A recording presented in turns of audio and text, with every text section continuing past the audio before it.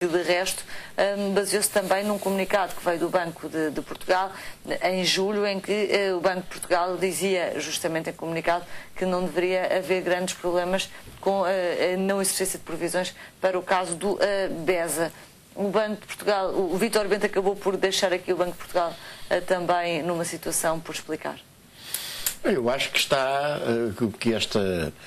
boa tarde. Antes de mais, a Comissão de Inquérito ao BES está a demonstrar duas coisas. Primeiro, uma incapacidade confrangedora por parte dos deputados de se prepararem e fazerem as perguntas que devem ser feitas, porque, por exemplo, quanto à questão que colocou ao meu ilustre colega de debate, nós já vimos 3 versões diferentes e nenhum daqueles deputados foi capaz de confrontar qualquer dos depoentes sobre aquilo que estão a dizer, porque não há 3 verdades sobre a mesma matéria. Portanto, nós temos, aliás, assistido a uma operação de desresponsabilização dos supervisores, que é um escândalo. Os supervisores existem para supervisionar, e se não são capazes de supervisionar, devem por isso simplesmente voltar ao sítio de onde vieram, que aliás é a própria banca, convenhamos também. Mas pode haver algum sentido, porque conhecem o negócio. Não, o sentido que tem é a sua relação umbilical. É preciso dizer, por exemplo, que Vítor Bento tem um vínculo ao Banco de Portugal. E que está em situação dita de não licença, parece, dadas as declarações dele, não foi propriamente simpático. Peço desculpa, parece porque as relações umbilicais que há entre supervisores e supervisionados dão exatamente este resultado, que é o escândalo de uma quadrilha de bandidos ter levado a cabo um golpe do baú baseado numa lógica de pirâmide de Ponzi, que é uma espécie de dona branca mais sofisticada, e isto ter podido passar por baixo do nariz dos supervisores todos, não só ter passado por baixo do nariz, como mais do que isso. Muitos dos pequenos acionistas que estão hoje gravemente prejudicados foram prejudicados na ponta final da situação através de uma atuação dos supervisores que consistiu em permitir aos grandes investidores, inclusivamente institucionais, venderem as suas ações, fazendo-as comprar com pequenos acionistas induzidos em erro por publicidade enganosa feita pela CMVM e pelo Banco de Portugal. Mas aquilo que eu gostava de discutir Não, mas deixe-me só dizer, portanto, dizer que não, que até percebem do negócio e que até parece que estão em divergência, não, esta gente circula pelos mesmos, jantam nos mesmos sítios e não há jantares grátis, nem almoços grátis nesta matéria, e circulam pelos mesmos corredores e, portanto, ou vêm, ou já lá estiveram, ou vão regressar. E depois o resultado é exatamente este.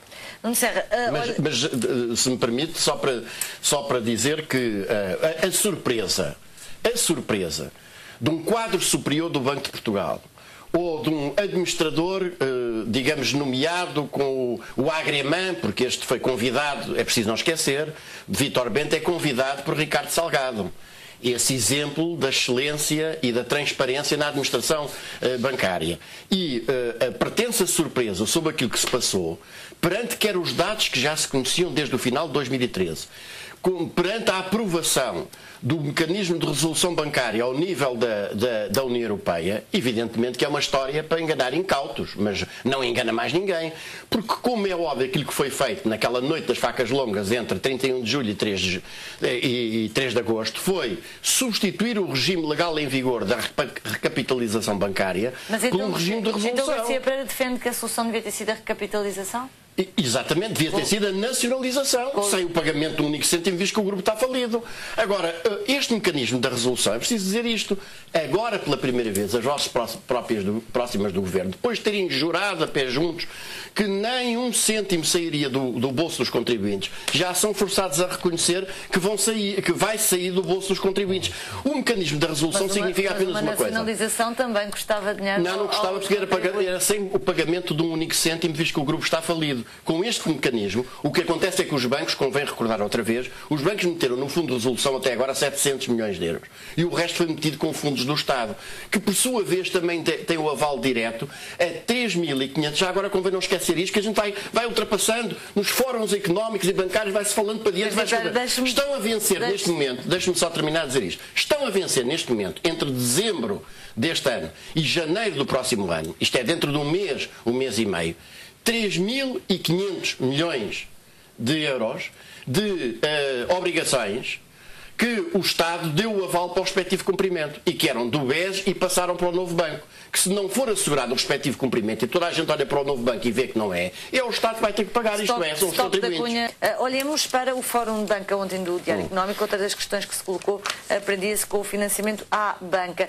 E aquilo que os banqueiros vieram dizer é que a banca continua sobredimensionada e que mais crédito à economia só com crescimento. E, portanto, do lado da banca não vem um sinal de grande otimismo relativamente a este tema. Deixe-me só dizer muito rapidamente o seguinte. Há uma regra prudencial que diz que um banco não deve conceder crédito a uma empresa do grupo que ultrapasse 25% dos seus fundos próprios. O BES tinha concedido um crédito no valor de 3.500 milhões de euros ao BESA. O administrador do novo banco não sabe disto, não se apercebe disto. O governador do Banco de Portugal não se apercebe. Desculpe. Não é o problema da garantia. A regra é que não deve conceder crédito superior, garantido ou não, superior a 25% dos fundos próprios. Para fazer face não deve conceder crédito em montante superior a 25% dos fundos próprios. É esta a regra. O governador do Banco de Portugal deu uma explicação no Parlamento que é completamente ilegal, quer dizer que como o banco, como o BES era uma empresa subsidiária do BES e era consolidado nas contas do BES e esse crédito era considerado um bom crédito, não houve problema nenhum, esse limite não se aplicava. Isto é uma explicação completamente ilegal e mentirosa. E não há ninguém que o confronte com isto, já agora dizendo outra coisa também. A ministra disse que a aprovação da medida de resolução foi-lhe comunicada na tarde, salvo erro, do dia 1 de agosto, pelo próprio governador do Banco de Portugal. O governador do Banco de Portugal dá a entender que a medida foi decidida juntamente com o governo. Agora, Vítor Bento dá a entender que foi confrontado com uma medida de resolução da qual não soube nada e que tinha sido comunicada pelo Banco de Portugal. Isto é, não há três verdades, há três mentiras aqui e não há ninguém ali entre aqueles deputados seja capaz de fazer metade daquilo que, por exemplo, o deputado Nuno Melo fez relativamente ao governador do Banco de Portugal da altura, Vítor Constâncio, o que é absolutamente lastimável. Agora, relativamente a essa questão do financiamento à economia, é absolutamente extraordinária a posição assumida pelos bancários e mostra que esses senhores são de facto os donos do país. Porque já agora convém recordar que o crédito líquido a clientes dos diferentes bancos tem vindo sucessivamente a diminuir, continuamente a diminuir, mesmo quando os recursos de clientes e outros empréstimos crescem. Eu chamo a atenção, por exemplo, tenho aqui os dados comigo e queria digamos, referi-los, enquanto que os recursos de clientes e outros empréstimos da banca em 2010 ascendiam, no seu conjunto, a 232 mil milhões de euros, em março de 2014 ascendiu a 249 mil milhões. Em contrapartida, o crédito líquido concedido decresceu de 318 mil milhões para qualquer coisa como 265 mil milhões. Ou seja, apesar de o dinheiro captado dos clientes não cessar de aumentar, o crédito que é concedido não cessa de encurtar. E isto agrava uma situação que caracterizou sempre a nossa banca, e é preciso ir um pouco atrás para lembrar isto. Também pela falta de poupança. Pois, eu de facto reconheço-a como uma eficiente defensora oficiosa dos bancos, mas vamos lá ver uma coisa. Eu não sou defensora oficiosa dos bancos. Até parece. Mas vamos lá ver uma coisa. Nem me diga uma coisa dessas, que isso simplesmente não é verdade. Mas para números, e como sabe, também como eu, há sempre, as estatísticas escondem diferentes realidades. Não, a realidade é esta. Aquela que está a passar é uma possível, a que eu estou a passar é outra possível.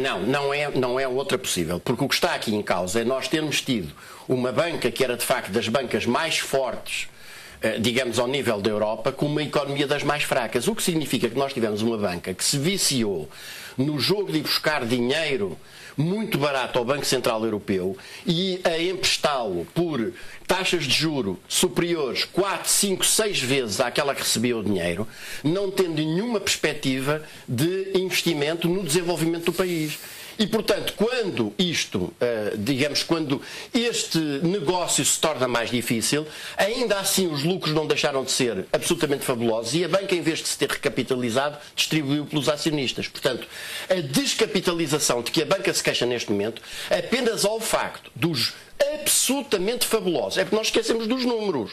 Mas os números eram milhares de milhões de euros por ano de lucros acumulados, por exemplo, pelos 5 principais bancos portugueses. Nos últimos anos, em vez distribuição de dividendos que estavam lá nos dois últimos anos. E além disso, deixe-me acrescentar que há um princípio de desalavancagem, uma obrigação europeia pelas regras de desalavancagem, o que implica reduzir os créditos. Exatamente, mas trata-se de as consequências de uma situação que foi sendo prosseguida consecutivamente durante anos consecutivos e que permitiram aos respectivos acionistas o embolsar lucros absolutamente fabulosos. Essa é que é o cerne do problema. E agora é absolutamente extraordinário que a banca se coloque na posição de dizer nós só vamos conceder mais crédito quando houver mais investimento. Mas então o investimento vem de onde? Mais crescimento. Mais crescimento e mais investimento. É o que é dito designadamente, foi hoje afirmado pelos principais banqueiros.